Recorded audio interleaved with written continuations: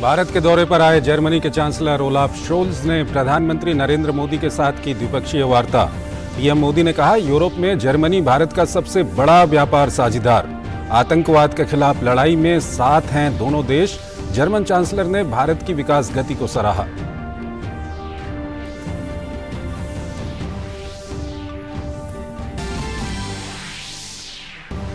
द्विपक्षीय सहयोग को बढ़ावा देने की दिशा में भारत और जर्मनी ने उठाया बड़ा कदम। दोनों देशों के बीच 5 अहम समझौतों पर हुए हस्ताक्षर। सतत आपूर्ति श्रृंखला, आर्थिक और तकनीकी नवाचार के क्षेत्र में सहयोग बढ़ाने पर बनी सहमति।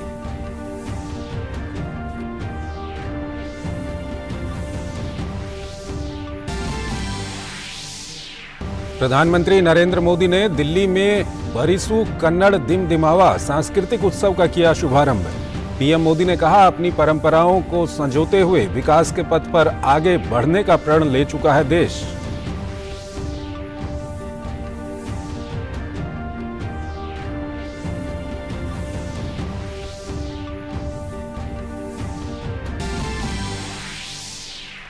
प्रधानमंत्री नरेंद्र मोदी ने कौशल और शिक्षा के माध्यम से युवा शक्ति को आगे बढ़ाने पर आयोजित बजट उपरांत वेबिनार को किया संबोधित। अमृतकाल में शिक्षा और कौशल को बताया सबसे महत्वपूर्ण औजार। बजट में युवाओं और उनके भविष्य को दी गई है सबसे ज्यादा अहमियत। दिल्ली हाईकोर्ट से आम आदमी पार्टी को लगा बड़ा झटका। दिल्ली नगर निगम स्टैंडिंग कमेटी का फिर से चुनाव कराने पर लगाई रोक। भाजपा पार्षदों ने मेयर द्वारा फिर से चुनाव कराने के नोटिस को दी थी चुनौती। भाजपा ने किया फैसले का स्वागत, कहा नहीं चलने देंगे आम आदमी पार्टी की निरंकुशता।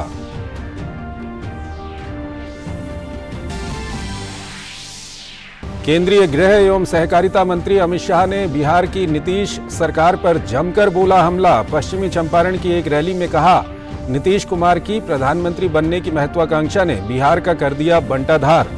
स्वामी सहजानंद सरस्वती जी की जयंती पर आयोजित किसान मजदूर समागम में की शिरकत। G20 वित्त मंत्री और केंद्रीय बैंक गवर्नरों की पहली बैठक का आउटकम दस्तावेज जारी।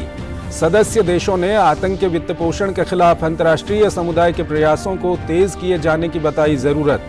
संतुलित और समावेशी विकास के लिए अंतर्राष्ट्रीय नीति सहयोग बढ़ाने का किया आह्वान।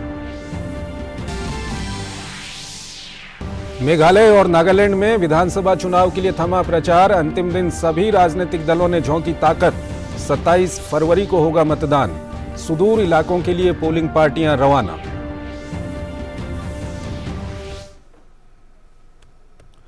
नमस्कार, डीडी न्यूज में आपका स्वागत है। मैं हूं चंद्रशेखर जोशी और आइए अब खबरें देखते हैं विस्तार से। जर्मन चांसलर ओलाफ शोल्ज 2 दिन की भारत यात्रा पर हैं। जर्मनी के चांसलर ने पीएम मोदी के साथ मुलाकात की। दोनों नेताओं ने हरित और टिकाऊ साझेदारी, जलवायु कार्रवाई और एसडीजी, हरित हाइड्रोजन और जैव ईंधन पर मिलकर काम करने पर सहमति व्यक्त की। अपनी यात्रा के दौरान जर्मन चांसलर राष्ट्रपिता महात्मा गांधी की समाधि राजघाट भी गए और श्रद्धांजलि अर्पित की। जर्मनी के चांसलर ओलाफ शोल्ज के भारत यात्रा के कई मायने हैं। पीएम मोदी के साथ उनकी मुलाकात द्विपक्षीय सहयोग को मजबूत करने, हरित और सतत विकास साझेदारी और आर्थिक साझेदारी के निर्माण के साथ ही रक्षा क्षेत्र में घनिष्ठ संबंध बनाने पर रही। पीएम मोदी ने दोनों देशों के बीच लंबे सांस्कृतिक और आर्थिक आदान प्रदान का जिक्र किया और कहा कि मेक इन इंडिया और आत्मनिर्भर भारत से देश में उत्पन्न हो रहे अवसरों के प्रति जर्मनी की रुचि से हम उत्साहित हैं। पीएम मोदी ने कहा कि दोनों देशों के बीच संबंध साझा लोकतांत्रिक मूल्यों और एक दूसरे के हितों की गहरी समझ पर आधारित हैं। भारत और जर्मनी के मजबूत संबंध साझा लोकतांत्रिक मूल्यों और एक दूसरे के हितों की डीप अंडरस्टैंडिंग पर आधारित है। दोनों देशों के बीच सांस्कृतिक एवं आर्थिक आदान प्रदान का भी लंबा इतिहास रहा है। विश्व की 2 बड़ी लोकतांत्रिक अर्थव्यवस्थाओं के बीच बढ़ता सहयोग दोनों देशों की जनता के लिए तो लाभकारी है ही, आज के तनावग्रस्त विश्व में इससे एक सकारात्मक संदेश भी जाता है। प्रधानमंत्री नरेंद्र मोदी ने पिछले वर्ष की जर्मनी यात्रा का जिक्र करते हुए कहा कि तब हरित और टिकाऊ विकास साझेदारी की घोषणा की गई थी। इसके जरिए दोनों देश जलवायु कार्रवाई और टिकाऊ विकास लक्ष्यों के क्षेत्र में सहयोग को बढ़ा रहे हैं। पीएम मोदी ने सुरक्षा और रक्षा सहयोग को रणनीतिक साझेदारी का महत्वपूर्ण स्तंभ बताया। भारत और जर्मनी ट्रायंगुलर डेवलपमेंट कॉरपोरेशन के तहत तीसरे देशों के विकास के लिए आपसी सहयोग बढ़ा रहे हैं। पिछले कुछ वर्षों में हमारे बीच पीपल टू पीपल संबंध भी सुदृढ़ हुए हैं। रिन्यूएबल एनर्जी, ग्रीन हाइड्रोजन और बायोफ्यूल जैसे क्षेत्रों में भी हमने साथ काम करने का निर्णय किया। फ्रेंड्स, सिक्योरिटी और डिफेंस कोऑपरेशन हमारी स्ट्रेटेजिक पार्टनरशिप का एक महत्वपूर्ण स्तंभ बन सकता है। पीएम मोदी ने जर्मनी को यूरोप में भारत का सबसे बड़ा व्यापारिक साझेदार बताया। पीएम ने कहा कि आतंकवाद और अलगाववाद के खिलाफ लड़ाई में भारत और जर्मनी के बीच सक्रिय सहयोग है। दोनों देश इस बात पर भी सहमत हैं कि सीमा पार आतंकवाद को समाप्त करने के लिए ठोस कार्रवाई आवश्यक है। पीएम ने कोविड और यूक्रेन युद्ध के प्रभाव का भी जिक्र किया। कोविड महामारी और यूक्रेन संघर्ष के प्रभाव पूरे विश्व पर पड़े हैं। विकासशील देशों पर इनका विशेष रूप से नकारात्मक प्रभाव रहा है। हमने इस बारे में अपनी साझा चिंता व्यक्त की। हम सहमत हैं कि इन समस्याओं का समाधान संयुक्त प्रयासों से ही संभव है। भारत की G20 की अध्यक्षता में भी हम इस बात पर बल दे रहे हैं। यूक्रेन के घटनाक्रम के शुरुआत से ही भारत ने डायलॉग और डिप्लोमेसी के माध्यम से इस विवाद को सुलझाने पर जोर दिया है। भारत किसी भी शांति प्रक्रिया में योगदान देने के लिए तैयार है। वहीं जर्मन चांसलर ओलाफ शोल्स ने पीएम मोदी के साथ समान विचारों को लेकर प्रसन्नता व्यक्त की। उन्होंने भारत की G20 की अध्यक्षता का जिक्र किया और कहा कि भारत के सूचना प्रौद्योगिकी और सॉफ्टवेयर का लाभ जर्मनी उठाना चाहता है। हमें प्रतिभा चाहिए, हमें कुशल श्रमिकों की आवश्यकता है।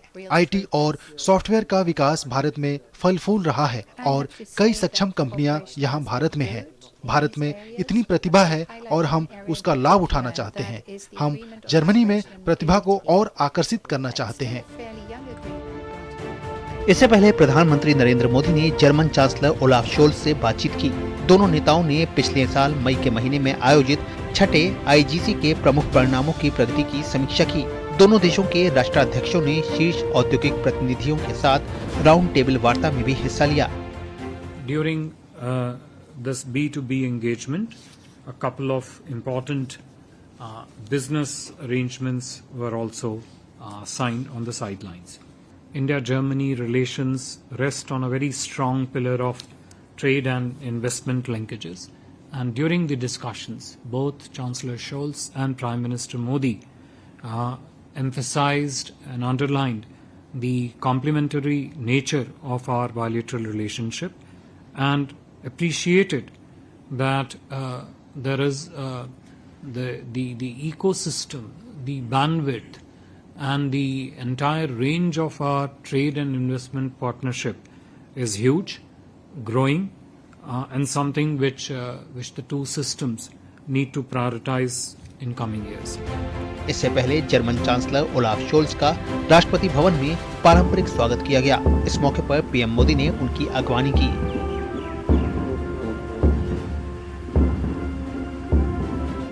जर्मन चांसलर राष्ट्रपिता महात्मा गांधी की समाधि स्थल राजघाट भी गए और अपने श्रद्धा सुमन अर्पित किए। उन्होंने राष्ट्रपति द्रौपदी मुर्मू से भी मुलाकात की। ब्यूरो रिपोर्ट के साथ अमृतपाल की रिपोर्ट, टीटी न्यूज। जर्मनी की कई बड़ी कंपनियों के प्रमुख भारत के दौरे पर हैं। इन्होंने भारत के विकास की रफ्तार को सराहते हुए दोनों देशों के बीच व्यावसायिक सहयोग की संभावनाओं को रेखांकित किया है। It was fantastic. The Prime Minister also highlighted the opportunities what German and Indian companies have together, how to grow our economies even faster, and technology plays a key role in that.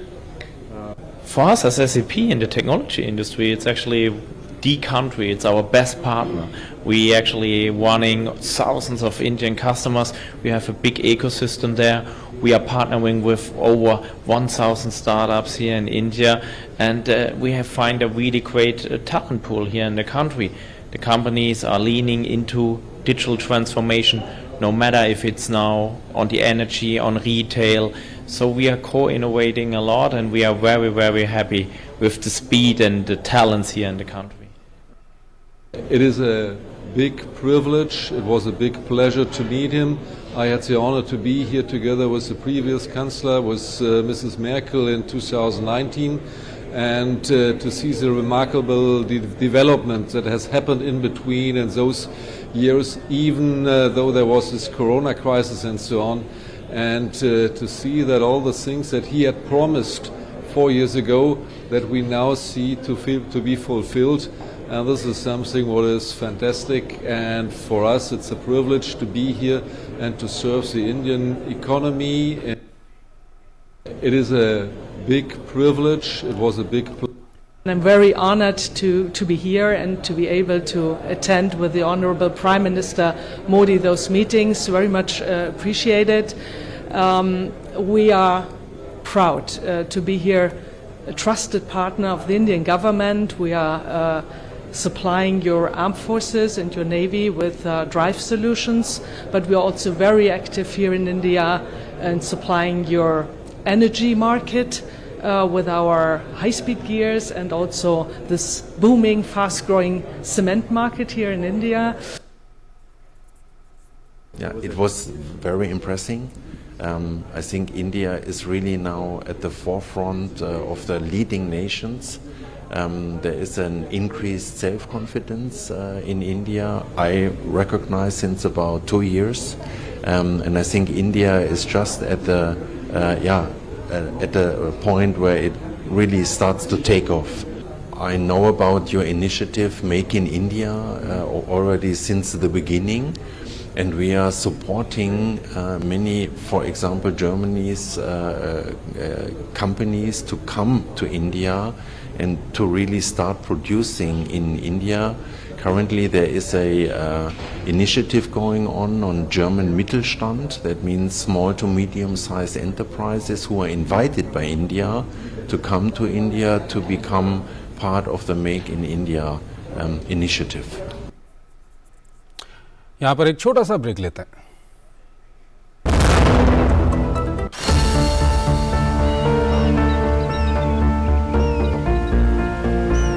जो बनकर मेरा हमसफर आएगा, सिर्फ उसी को फर्क नजर आएगा। शुरू करो, डालो बुनियाद, घर नहीं नजर आएगा। वंडर नहीं है, वंडर नहीं, फर्क नजर आएगा। वंडर सीमेंट, फर्क नजर आएगा। दीदी नौकरी लग गई। अरे वाह, बधाई हो। तो अब तो ढेर सारी शॉपिंग। हाँ दी, नया मोबाइल। अरे रुको शहजादे, सैलरी से पहले खर्चे। इंस्टेंट लोन भी तो मिलता है। पहले बजट बनाना सीखो, फिर खर्च करो। पर दी, देखो, कमाई का एक हिस्सा हमेशा बचाना चाहिए, लेकिन पार्टी देने से नहीं बचोगे तुम। हाँ दी, पार्टी मेरी, बजट तुम्हारा। अच्छा। RBI कहता है सही वित्तीय बर्ताव करे आपका बचाव।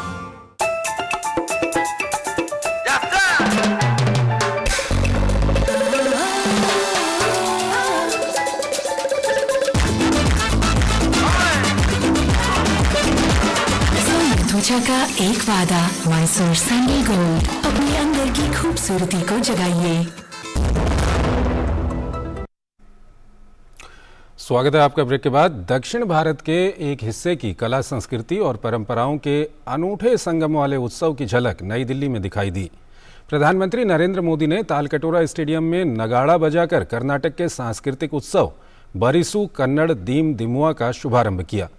प्रधानमंत्री के एक भारत श्रेष्ठ भारत के विजन के तहत ही इस समारोह का आयोजन किया गया।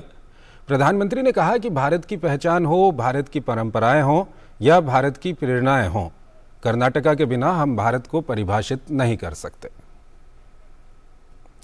प्रधानमंत्री नरेंद्र मोदी ने युवा शक्ति का सदुपयोग कौशल एवं शिक्षा विषय पर वेबिनार में वीडियो संदेश दिया।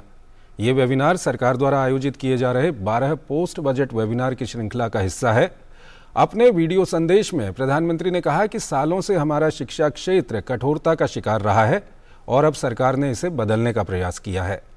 पीएम ने कौशल और शिक्षा से जुड़े साझेदारों से आने वाले विभिन्न क्षेत्रों में अवसरों पर अध्ययन करने का आग्रह किया। उन्होंने कहा कि इससे कार्यबल तैयार करने में मदद मिलेगी। दिल्ली उच्च न्यायालय से आम आदमी पार्टी को झटका लगा है। उच्च न्यायालय ने स्टैंडिंग कमेटी का चुनाव दोबारा करने पर रोक लगा दी है। अदालत ने दिल्ली नगर निगम की स्थायी समिति के 6 सदस्यों के फिर से चुनाव के लिए नवनिर्वाचित महापौर शैली ओबेरॉय के नोटिस पर रोक लगा दी है।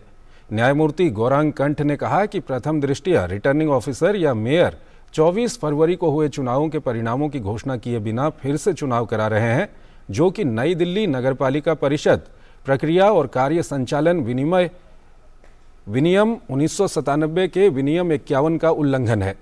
बीजेपी के पार्षदों कमलजीत सहरावत और शिखा रॉय ने इसे लेकर याचिका दायर की थी। इस मामले पर दिल्ली हाईकोर्ट ने एलजी, एमसीडी और मेयर को नोटिस भी जारी किया है। भाजपा ने दिल्ली उच्च न्यायालय के फैसले का स्वागत किया है। दिल्ली भाजपा के कार्यवाहक अध्यक्ष वीरेंद्र सचदेव ने फैसले को लोकतंत्र के लिए महत्वपूर्ण बताया। और आम आदमी पार्टी जिस निरंकुशता से शासन चलाने की आदी है, दिल्ली नगर निगम में हमारे साथी पार्षद एक अंकुश का काम करेंगे और उनकी इस बदमाशी को स्वीकार नहीं करेंगे। और ये छटपटाहट उनके चेहरे पे दिखाई भी देती है। इसलिए ये निर्णय बड़ा अच्छा और लोकतंत्र की रक्षा के लिए है, जिसका हम स्वागत करते हैं। और मुझे लगता है कि आगे भी जब पूरी सुनवाई हो जाएगी, सत्य की जीत होगी और यकीनन स्थायी समिति के चुनाव में जो परिणाम टेक्निकल एक्सपर्ट द्वारा दिया गया है वही मान्य होगा, ऐसा हमारा मानना है। दिल्ली भाजपा के कार्यवाहक अध्यक्ष वीरेंद्र सचदेव ने कहा कि अदालत में आम आदमी पार्टी के वकीलों के पास सवालों का जवाब नहीं था। उनके वकीलों से बार बार पूछा गया, आप ये बताएं कि महापौर चुनाव करवा सकती हैं, इसका कोई प्रोविजन है? उसका जवाब उनके पास नहीं था। इसलिए दिल्ली उच्च न्यायालय ने इस पर रोक लगाई है और उनसे कहा है कि आपके पास जो भी कागज हैं लेकर आइए। लेकिन मैं आपको विश्वास दिलाता हूं कि इसमें सत्य की जीत आज भी हुई है, आगे भी होगी। मेघालय में 27 फरवरी को विधानसभा चुनाव होने हैं। चुनाव के लिए पोलिंग पार्टियों की रवानगी शुरू हो गई है। वहीं 974 रिमोट स्टेशन के लिए 2 दिन पहले पोलिंग पार्टियां रवाना हो गई हैं। 27 तारीख को होने वाले मेघालय चुनाव के लिए सभी तैयारियां पूरी हो चुकी हैं और पहले दौर के अंदर 974 ऐसे पोलिंग स्टेशन हैं जो बहुत दूर दराज के इलाके हैं। पहले वहां के लिए पोलिंग पार्टीज को रवाना किया जा रहा है और मेरे साथ है, what's your name? Shrimati Darlin Lyngdoh. Okay, how many EVMs have you distributed today? Because today 974 have to be distributed. 44.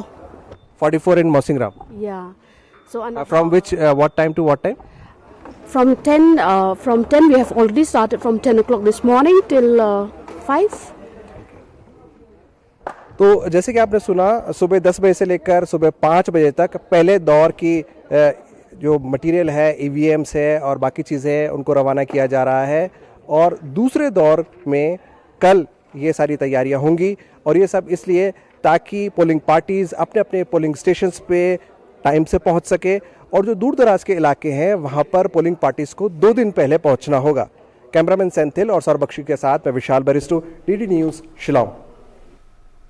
27 फरवरी को होने वाले विधानसभा चुनाव के लिए सभी तैयारियां पूरी की जा चुकी हैं। 59 सीटों के लिए 119 CAPF की कंपनियां तैनात की गई हैं।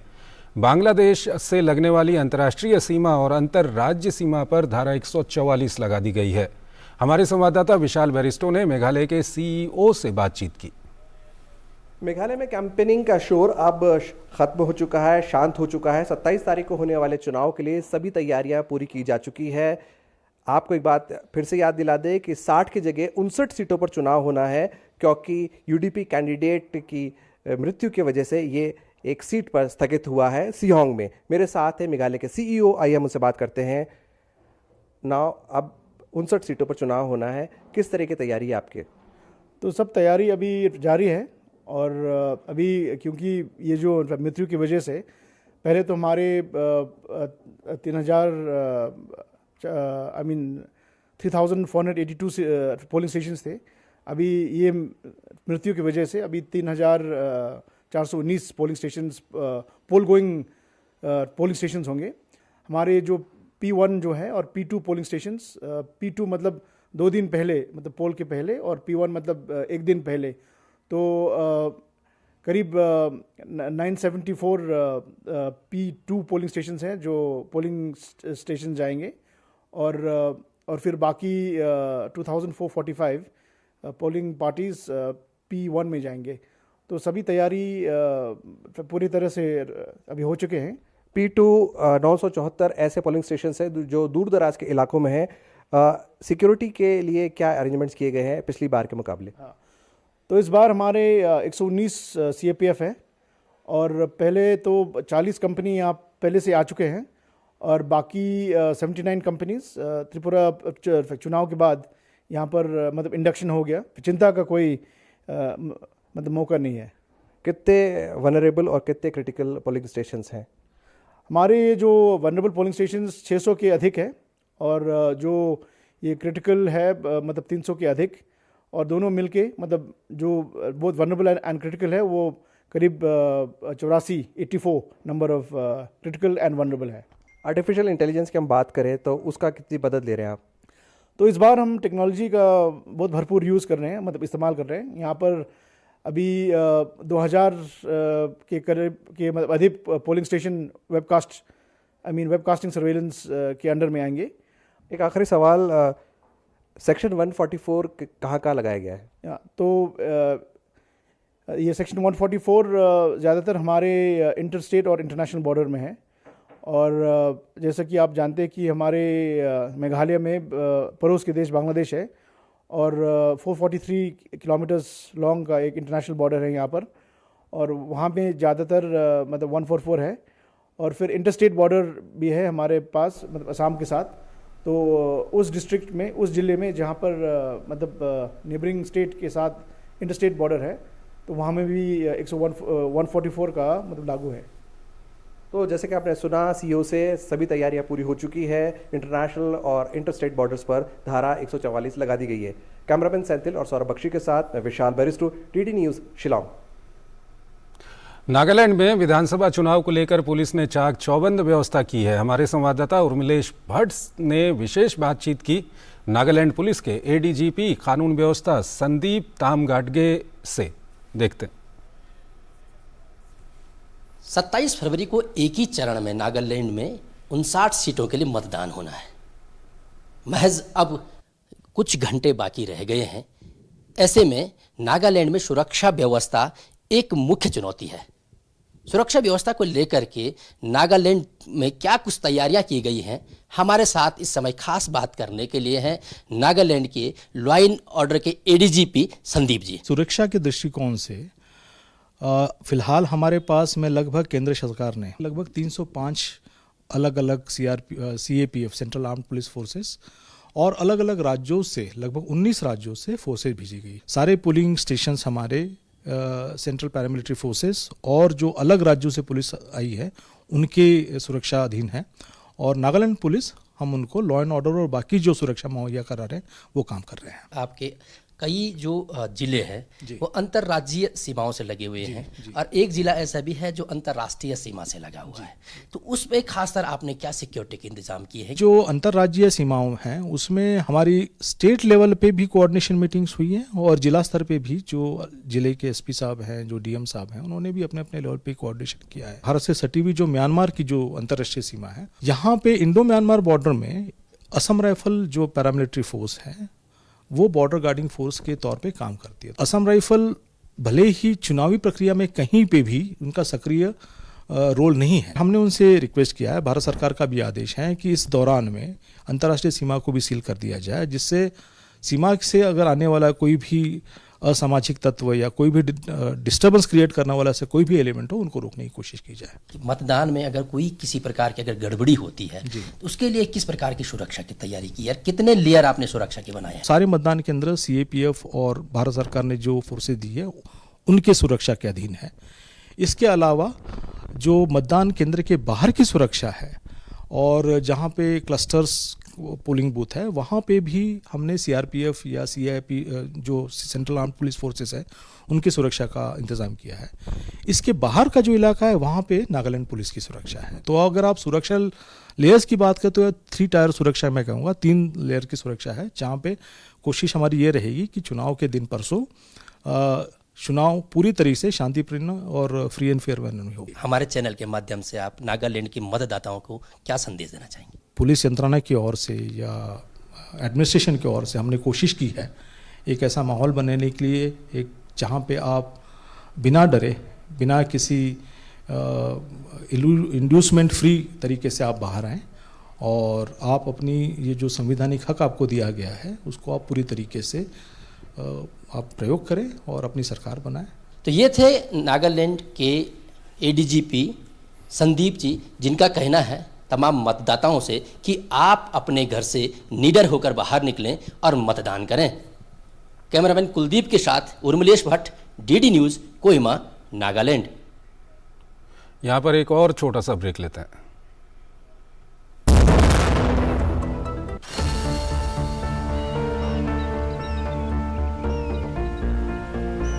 जो बनकर मेरा हमसफर आएगा, सिर्फ उसी को फर्क नजर आएगा। शुरू करो, डालो बुनियाद, घर महल नजर आएगा।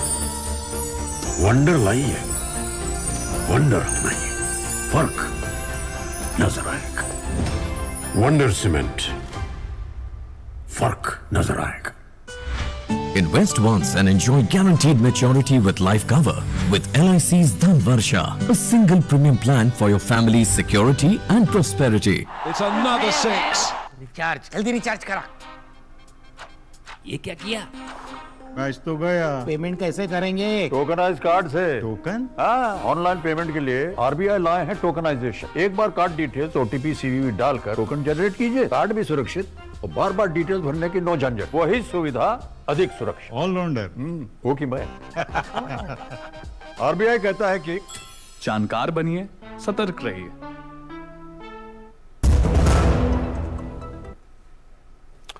स्वागत है आपका ब्रेक के बाद। आज़ादी के अमृत महोत्सव थीम पर आधारित विश्व पुस्तक मेले का उद्घाटन केंद्रीय शिक्षा राज्य मंत्री डॉक्टर राजकुमार रंजन सिंह ने किया। 9 दिनों तक चलने वाले विश्व पुस्तक महोत्सव ने अपने शानदार 50 साल पूरे किए हैं। महोत्सव में 35 देशों के विदेशी मेहमानों के लिए अंतर्राष्ट्रीय पैवेलियन, G20 पैवेलियन और देश के गुमनाम नायकों के लिए बने थीम पैवेलियन का उद्घाटन केंद्रीय मंत्री ने किया। गुमनाम नायकों के पैवेलियन में पहली बार 22 भाषाओं में 100 से अधिक किताबें देश के गुमनाम नायकों की रखी गई हैं।